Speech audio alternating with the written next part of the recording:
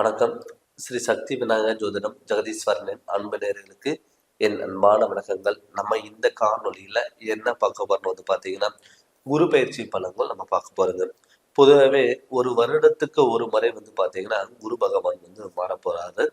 இப்ப இந்த வருடம் பார்த்தீங்கன்னா, மே மாதம் 1ஆம் தேதி மேச ராசியில் இருக்கிற குரு பகவான் ரிஷப ராசிக்கு மாறப்போறாரு. அதனால என்னென்ன மாற்றங்களை வரப்போகுது, அதனால என்னென்ன நன்மைகள் உண்டாக போகுது நம்ம பார்க்க போறோங்க.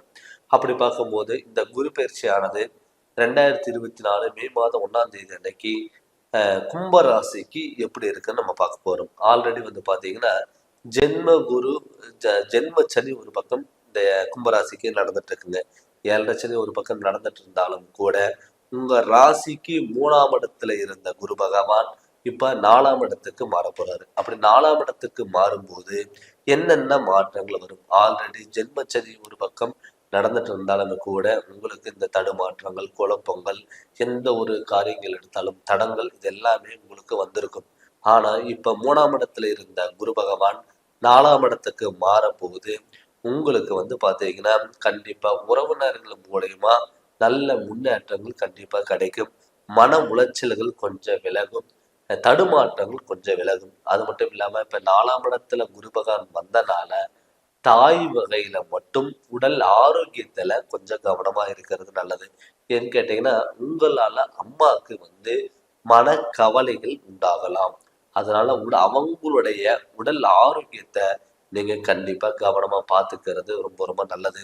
அது மட்டும் இல்லாம உங்க ராசியில இருந்து குரு பார்த்தீங்கன்னா உங்க ராசிக்கு 7ஆம் இடமும் 9ஆம் இடமும் 12ஆம் இடமும் உங்க ராசியை பார்க்கறதுனால, குரு பகவான் பார்க்கறதுனால இந்த சுபவிரயங்களும் ஜென்மச்சனி ஒரு பக்கம் நடந்துட்டு இருந்தாலும் கூட கெட்டதுல ஒரு நல்லது நடக்கிறதுக்கான வாய்ப்புகள் கண்டிப்பா இந்த ஒரு வருடம் உங்களுக்கு இருக்க போதும். ஜென்மச்சனி நடந்தாலும் உங்களுக்கு சுப விரயங்கள் கண்டிப்பா நடக்கும். திருமணம் ஆகாதவங்களுக்கு கட்டாயம் திருமணம் நடக்கக்கூடிய ஒரு வாய்ப்புகள் இருக்கும். வீடு கட்ட முடியாதவங்க, இடம் வாங்க முடியாதவங்க, பழைய வீடு ஆல்ட்ரேஷன் பண்ண முடியாதவங்க கட்டாயம் இந்த காலத்துல நீங்க பண்றது ரொம்ப ரொம்ப மிக மிக சிறப்பு. பட் 7.5 சனி ஒரு பக்கம் நடந்துட்டு இருக்கிறதுனால என்ன ஆகும்னா நீங்க அகல்கால் விற்காதுங்க. ஏன்னு கேட்டீங்கன்னா அகல்கால் நீங்க விற்கும் போது ஆசை காமிச்சு மோசம் பண்ணக்கூடிய ஒரு சூழ்நிலைகள் உருவாகும். நம்மளால என்ன பண்ண முடியுமோ அது உங்க மேல நீங்க நம்பிக்கை வச்சு நீங்க பண்ணும்போது கண்டிப்பா வெற்றி அடையறதுக்கான வாய்ப்புகள் அதிகம். நீங்க மற்றவங்களை சார்ந்தோ மற்றவங்களை நம்பி நீங்க இருக்காத மாதிரி நீங்க பார்த்துக்கோங்க.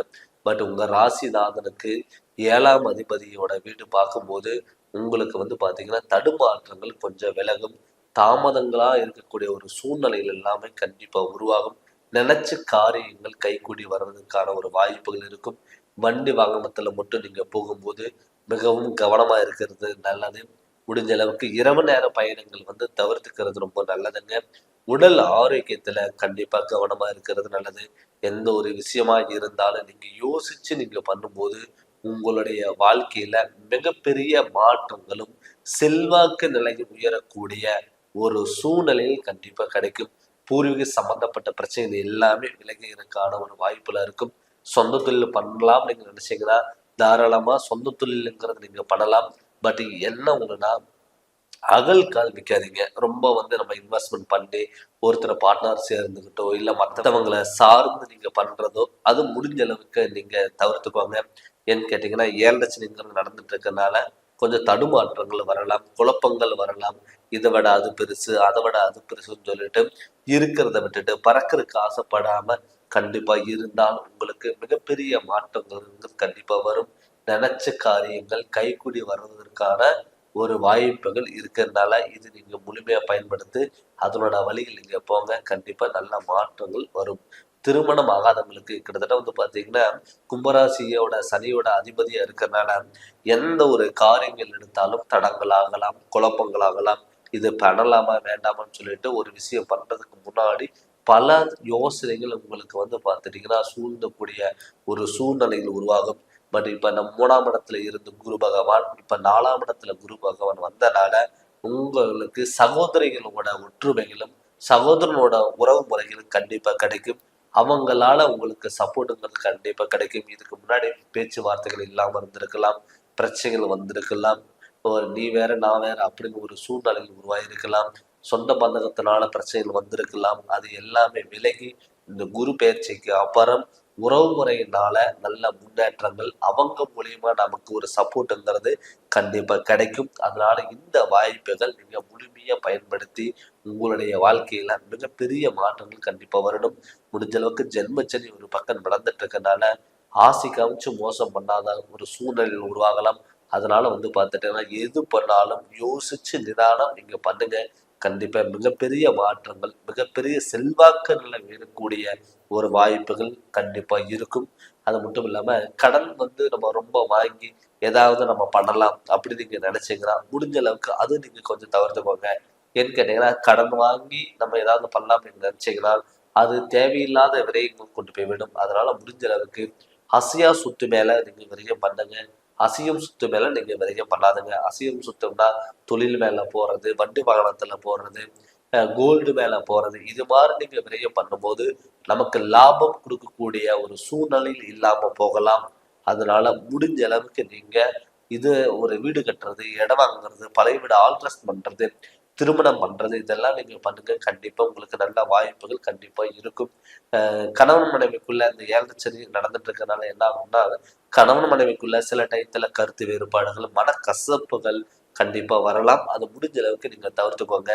அப்பா வகையிலும் சரி, அம்மா வகையிலும் சரி, உறவுமுறைகள் வகையிலும் சரி, கொஞ்சம் எந்த ஒரு விஷயமா இருந்தாலும் விட்டு கொடுத்துட்டு போங்க.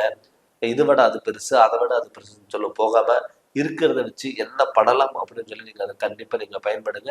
கண்டிப்பா இந்த குரு பயிற்சிங்கிறது நல்ல பலன்கள் கொடுக்கும். முடிஞ்ச அளவுக்கு பார்த்துட்டீங்கன்னா ஒரு 4 பேர்த்துக்கு தானம் தர்மங்கள் நீங்க பண்ணுங்க. கண்டிப்பா சனிக்கிழமை அன்னைக்கு ஆஞ்சநேயரை நல்ல வழிபாடுகள் பண்ணுங்க. பட் அப்படி நீங்க பண்ணும்போது கண்டிப்பா உங்களுக்கு மிகப்பெரிய மாற்றங்கள் கண்டிப்பா கிடைக்கும். இப்ப நம்ம என்னதான் படி ஒரு கோச்சாரப்படி இந்த குருப்பெயர்ச்சி பலன்கள் நம்ம பார்த்தாலும் கூட நம்மளுடைய சுய ஜாதகத்துல நடக்கக்கூடிய திசா புத்திகள் எப்படி இருக்கு, தன்னுடைய ஜாதகத்துல நமக்கு ராசி நாதத்துல இருந்து எத்தனாம் இடத்துல குரு பகவான் இருக்காரு, அந்த குரு இருக்க வேண்டிய இடம் நமக்கு சுப கிரகங்களா இருக்கா இல்ல பாவ கிரகங்களா இருக்கான்னு சொல்லி உங்களுடைய ஜனன ஜாதகத்தை வச்சு நீங்க தெரிஞ்சுக்கோங்க. நீங்க ஜாதகம் பார்க்கணும்னு சொல்லி விருப்பப்பட்டீங்கன்னா கீழே வர வாட்ஸ்அப் நம்பருக்கு உங்களோட ஜாதகம் அனுப்பி விட்டுட்டு ஃபோன் பண்ணி கன்சல்ட் பண்ணுங்க. கண்டிப்பா உங்களுக்கு நல்ல விளக்கங்கிறது தரங்க. இந்த சேனலை நீங்க ஃபர்ஸ்ட் டைம் பார்க்குற மாதிரி தான் சப்ஸ்கிரைப் பண்ணுங்க, பெல் பட்டனை டச் பண்ணுங்க, உங்க நண்பர்களுக்கு ஷேர் பண்ணுங்க. நன்றி, வணக்கம்.